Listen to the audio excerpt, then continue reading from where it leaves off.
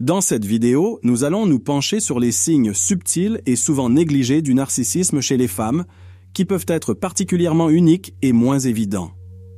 Nous vous dévoilerons 10 signes cruciaux qui suggèrent que vous êtes peut-être en train d'interagir avec un narcissique caché.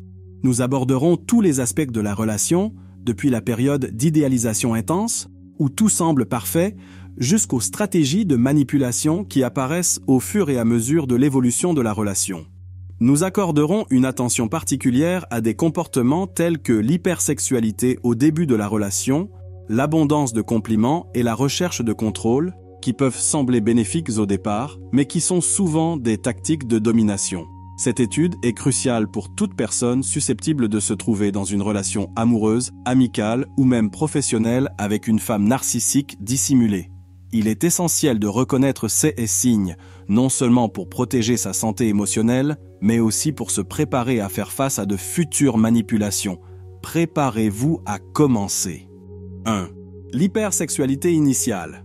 Une indication frappante d'une femme narcissique secrète est la manifestation d'hypersexualité au début de la relation. Ce comportement se caractérise par un fort intérêt sexuel et physique manifesté par le narcissique au début de la relation. Elle peut faire en sorte que son partenaire se sente extrêmement valorisé, presque irrésistible, en donnant l'impression que le lien est profond et authentique. L'objectif de l'hypersexualité est multiple pour le narcissique. Dans un premier temps, elle sert à fasciner et à séduire le partenaire en lui donnant l'impression d'être unique et exceptionnel. Ce moment d'attraction intense est très persuasif et peut facilement entraîner le partenaire dans un tourbillon de passion et d'attention. Il est toutefois essentiel de comprendre que cette période est généralement brève et préméditée. L'hypersexualité est utilisée comme un outil de manipulation destiné à établir un lien affectif intense et une dépendance. Le partenaire, se sentant spécial et désiré, peut rapidement former un lien émotionnel profond, ce que le narcissique compte précisément utiliser à son avantage. Par la suite, cette exubérance sexuelle peut diminuer de manière significative ou même disparaître soudainement, souvent sans justification ou avertissement préalable. Lorsque le narcissique parvient à exercer le contrôle souhaité ou qu'il ne voit plus la nécessité de maintenir l'intensité de son hypersexualité, il peut suspendre ce comportement, laissant son partenaire perplexe et s'interrogeant sur ces changements abrupts. Une telle transformation peut être extrêmement préjudiciable à l'estime de soi du partenaire et à la perception de sa propre valeur, qui peut avoir été rehaussée par l'attention initiale. Identifier l'hypersexualité initiale comme un signe potentiel de narcissisme caché est essentiel pour comprendre les intentions réelles derrière les gestes d'un partenaire et pour se protéger contre de futures manipulations. 2. Complément et validation excessive. Le recours excessif aux compliments et à la validation constitue le deuxième signe distinctif d'une femme narcissique secrète, particulièrement visible au début d'une relation. Cette approche est une progression de la tactique du love bombing, dans laquelle le narcissique inonde son partenaire d'un flot continu de compliments et d'affirmations, cultivant un environnement d'idolâtrie et d'adulation. Dans cette phase, le narcissique est extrêmement attentif et s'attache à souligner et à exalter les qualités, les succès et les attributs de son partenaire. Il exprime souvent son admiration pour les compétences, l'apparence ou les réalisations de son partenaire d'une manière qui semble sincère et intense. Il adresse ses compliments spécifiquement aux domaines dans lesquels son partenaire peut se sentir le plus vulnérable ou peu sûr de lui, augmentant ainsi sa dépendance émotionnelle à la confirmation du narcissique. Pour discerner la nature manipulatrice de ce comportement, il est essentiel d'observer l'intensité et la constance des compliments. Ils semblent souvent disproportionnés et exagérés par rapport aux circonstances, paraissant de trop. En outre, cette validation incessante crée une dynamique dans laquelle le partenaire devient constamment dépendant de l'approbation du narcissique pour maintenir son estime de soi. Au début, ce flot continu de compliments peut donner au partenaire le sentiment d'être extrêmement valorisé. Toutefois, à l'instar de l'hypersexualité, ce comportement tend à diminuer considérablement, voire à cesser, lorsque le narcissique estime avoir pris le contrôle de la relation, ce qui laisse son partenaire perplexe et désireux d'obtenir davantage de reconnaissance. Un changement aussi brutal dans la fréquence et la qualité des compliments peut amener le partenaire à remettre en question sa propre valeur, en particulier lorsqu'il s'est habitué à dépendre des compliments du narcissique pour se sentir bien. Ce schéma intentionnel vise à maintenir le partenaire dans un état de soumission émotionnelle et de vulnérabilité, ce qui permet au narcissique de le manipuler plus facilement. Il est essentiel d'identifier cette tactique dès le début afin de se protéger contre des abus émotionnels plus graves et des manipulations futures. 3. Idéalisation précoce. La phase initiale d'idéalisation est une indication claire du comportement d'une femme narcissique secrète. Au cours de cette phase initiale, la narcissique met rapidement son partenaire sur un piédestal, le couvrant de compliments et de démonstrations exagérées d'adulation. Cette surévaluation intense donne au partenaire l'impression d'être extrêmement important, consolidant une vision idéalisée et souvent irréaliste de ses caractéristiques et de ses actions. Ce processus d'idéalisation est un mécanisme de manipulation efficace. En plaçant son partenaire à ce niveau élevé, le narcissique établit une relation de dépendance affective, son partenaire s'efforçant constamment de maintenir cette perception élevée à ses yeux. Ce dynamisme étend le contrôle du narcissique, prédisposant le partenaire à de futures manipulations. Cependant, il est important de savoir que cette période d'idéalisation est généralement brève et qu'elle est presque toujours suivie d'une phase de dévalorisation. Dans cette phase ultérieure, le narcissique commence à souligner ou même à fabriquer des défauts chez son partenaire, changeant ainsi brusquement le ton de la relation. Cette alternance entre l'élévation et la dévalorisation déstabilise émotionnellement le partenaire, entraînant un état émotionnel instable qui peut détériorer de manière significative son estime de soi et sa santé mentale. Il est essentiel de reconnaître ce schéma d'idéalisation précoce pour se prémunir contre la manipulation narcissique, se préparer à l'inévitable dévalorisation et atténuer les dommages émotionnels qui peuvent résulter de ce cycle abusif. 4. Contrôle et isolement. Ce type de comportement se manifeste généralement par des tentatives de restriction et de domination des interactions sociales et des environnements fréquentés par le partenaire. Le narcissique exprime souvent son insatisfaction ou sa jalousie à l'égard des moments que son partenaire partage avec ses amis, sa famille ou ses collègues, suggérant que ces influences sont négatives ou que ces personnes ne sont pas dignes de confiance. Ces actions vont au-delà du simple contrôle. Elles servent à isoler la victime de son cercle de soutien traditionnel. Ce faisant, le narcissique rend son partenaire de plus en plus dépendant de lui pour son soutien émotionnel et son approbation, affaiblissant délibérément leurs liens sociaux et augmentant leur dépendance émotionnelle et psychologique. Avec le temps, cette situation tend à s'aggraver, le narcissique imposant de plus en plus de restrictions et étendant son contrôle à différents domaines de la vie de son partenaire.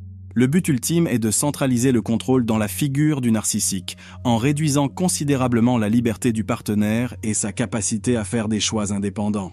Il est essentiel d'identifier rapidement ces signes de contrôle et d'isolement afin de briser le cycle de la maltraitance. La recherche d'une aide extérieure est essentielle pour retrouver son autonomie personnelle et reconstruire un réseau de soutien social sain.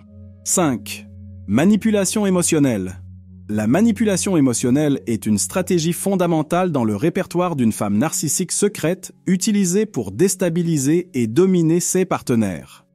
Cette approche implique une manipulation calculée des émotions du partenaire, induisant des sentiments de culpabilité, d'incertitude et d'insécurité. La narcissique alterne souvent entre des manifestations d'affection et de froideur, plaçant son partenaire dans une situation constante de doute et de tension émotionnelle. Le narcissique fait souvent en sorte que son partenaire se sente responsable des attitudes qu'il a lui-même provoquées, déformant la réalité de telle sorte qu'il commence à douter de ses propres perceptions et de sa santé mentale. Elle peut profiter des moments de vulnérabilité de son partenaire pour le critiquer ou le rabaisser, tout en se positionnant comme la seule source de consolation et de soutien. Ce jeu émotionnel non seulement trouble la victime, mais augmente également sa dépendance à l'égard du narcissique, perpétuant ainsi un cycle dégradant d'abus émotionnels. Le partenaire, désireux de retrouver les moments d'idéalisation du début de la relation, peut s'efforcer encore plus de plaire au narcissique, mais il se retrouve souvent à nouveau soumis à la manipulation et à la critique. Comprendre la dynamique de la manipulation émotionnelle est essentiel pour ceux qui souhaitent se libérer de l'influence d'une femme narcissique cachée. La recherche d'un soutien extérieur et de conseils thérapeutiques est essentielle pour réparer les dommages infligés par ces pratiques abusives et pour rétablir la confiance de la victime dans ses propres perceptions et émotions. 6. La dévaluation. La dévalorisation est une étape critique et préjudiciable du cycle abusif promu par une femme narcissique secrète qui survient souvent après la phase d'idéalisation. Au cours de cette période, la narcissique adopte une attitude plus critique et intolérante, soulignant souvent les défauts de son partenaire qui semblait auparavant absent ou sans importance. Ce changement radical de comportement vise à troubler et à déstabiliser émotionnellement la victime. Dans cette phase de dévalorisation, les compliments font place à la critique et l'affection à l'indifférence. Le narcissique peut déprécier, rabaisser ou même nier ouvertement les besoins émotionnels de son partenaire, une stratégie délibérée visant à éroder l'estime de soi de la victime et à renforcer sa dépendance émotionnelle à l'égard du narcissique. Les critiques peuvent être explicites ou subtiles, mais elles visent souvent des aspects essentiels de l'identité et de l'image de soi du partenaire, tels que la compétence, l'apparence et l'intelligence. Ce processus de dévalorisation ne trouble pas seulement la victime, qui remet en question l'amour et l'acceptation du narcissique, mais l'amène aussi à douter de sa propre valeur et de ses propres capacités. La victime peut faire des efforts excessifs pour regagner l'estime du narcissique, ce qui ne fait qu'aggraver le cycle de la manipulation. Il est essentiel d'identifier la dévalorisation comme une manœuvre de contrôle pour que la victime puisse commencer à se libérer de l'impact destructeur du narcissique et travailler à la récupération de son estime de soi et de son indépendance. 7. Élimination. Le rejet représente une étape alarmante dans le cycle de la relation avec une femme narcissique secrète, caractérisée par l'arrêt effectif ou la réduction considérable de l'interaction avec la victime. Après les phases d'idéalisation et de dévalorisation, le rejet survient lorsque le narcissique se rend compte qu'il ne tire plus les avantages souhaités de la relation ou lorsqu'il sent que sa capacité à contrôler son partenaire est menacée. Dans cette phase, le narcissique peut se montrer distant, apathique ou même cruel, réduisant considérablement, voire coupant complètement, les liens émotionnels et physiques qui étaient auparavant intenses. Cette distanciation se produit généralement de manière abrupte et sans justification, laissant la victime désorientée et émotionnellement ébranlée. Il n'est pas rare que le narcissique fasse preuve d'un manque d'empathie à l'égard des sentiments de la victime, semblant n'éprouver que peu ou pas de remords pour les répercussions émotionnelles de ses actes. La mise à l'écart peut être un état temporaire ou permanent, selon les intentions du narcissique. Dans certains cas, elle peut être utilisée comme une méthode de punition ou pour induire une réaction spécifique de la part de la victime, comme un appel désespéré à reprendre la relation, ce qui permet au narcissique de reprendre le contrôle dans de nouvelles conditions. Identifier le rejet comme un élément du schéma abusif d'un narcissique caché est vital pour le rétablissement de la victime. La recherche d'un soutien extérieur et d'une assistance thérapeutique est essentielle pour comprendre la nature de l'abus et pour aider la victime à reconstruire son estime de soi et son indépendance après la fin d'une relation toxique. 8. Fausses accusations. Les fausses accusations sont une stratégie de manipulation couramment utilisée par les narcissiques féminins dissimulés, en particulier lorsqu'ils se sentent menacés ou qu'ils veulent renforcer leur contrôle sur leur partenaire. Cette méthode consiste à attribuer à la victime des fautes ou des comportements inappropriés qui sont en fait des caractéristiques du narcissique lui-même. En pratique, le narcissique peut accuser son partenaire d'être infidèle, déloyal ou de cacher des arrière-pensées, alors qu'il s'agit en réalité des attitudes qu'il affiche lui-même. Ces accusations sont souvent formulées sans preuve substantielle et visent à semer la confusion et à déstabiliser émotionnellement la victime, en l'obligeant à se défendre et en détournant son attention des vrais problèmes. L'objectif de ces fausses accusations est doublement bénéfique pour le narcissique. Elles lui permettent d'assumer une position de moralité supérieure et induisent simultanément chez la victime un état de perplexité et de doute de soi, ce qui accroît sa dépendance affective. Le narcissique se positionne comme la partie lésée ou comme quelqu'un qui tente de sauver la relation. Il est essentiel d'identifier et de comprendre l'utilisation de fausses accusations dans le cadre du cycle de l'abus narcissique afin de se libérer efficacement de ces manipulations. Se défendre contre ces attaques infondées est essentiel, tout comme restaurer l'image de soi et la confiance qui peuvent être gravement compromises par de telles accusations. La recherche d'un soutien psychologique et la prise de distance par rapport à l'environnement toxique sont des étapes décisives pour le rétablissement de la victime. 9. Campagne de diffamation. Cette stratégie consiste à répandre des rumeurs malveillantes, des déformations de la vérité ou des mensonges purs et simples sur la victime auprès de ses amis, de sa famille ou de ses collègues de travail, dans le but de compromettre sa réputation et de l'isoler socialement. Ce comportement est motivé par le désir du narcissique de dominer le discours sur la relation et les personnes impliquées. En diffusant des informations préjudiciables sur la victime, le narcissique cherche à la discréditer aux yeux des autres, se positionnant souvent comme la victime de situations qu'il a lui-même provoquées. Cela a pour effet non seulement d'isoler socialement la victime, en diminuant son soutien social et en augmentant sa vulnérabilité, mais aussi de renforcer la position de contrôle du narcissique en influençant la façon dont les autres perçoivent la victime. Il est essentiel d'identifier le moment où une campagne de diffamation est menée afin d'en atténuer l'impact. La victime peut être amenée à se défendre activement contre les calomnies, en s'efforçant de clarifier la vérité avec des personnes de confiance et, dans certains cas, en sollicitant une assistance juridique. Pour retrouver sa dignité personnelle et reconstruire sa vie sociale après de telles attaques diffamatoires, il est essentiel de faire comprendre les tactiques narcissiques et de rechercher le soutien d'amis, de membres de la famille ou de spécialistes de la santé mentale. DEC. Menaces et coercition. Les menaces et la coercition sont utilisées par les narcissiques féminins, dissimulés comme des moyens extrêmes de maintenir le contrôle sur leur partenaire ou d'imposer des comportements ou des réponses spécifiques. Ces menaces, qui peuvent être subtiles ou explicites, sont conçues pour susciter la peur et obliger la victime à se conformer aux désirs ou aux besoins du narcissique.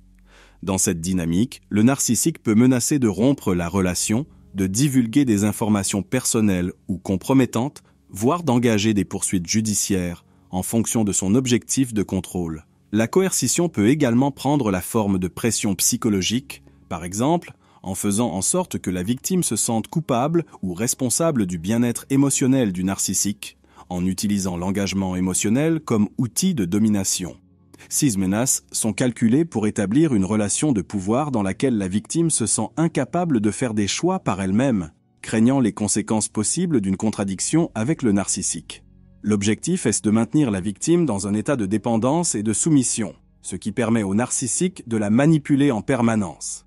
Il est essentiel de reconnaître la présence de menaces et de coercition afin de briser le cycle de l'abus. Les victimes devraient rechercher un soutien extérieur et, si nécessaire, des conseils juridiques pour se protéger et réaffirmer leur autonomie, réduisant ainsi l'impact de ces pratiques abusives. Merci d'avoir regardé.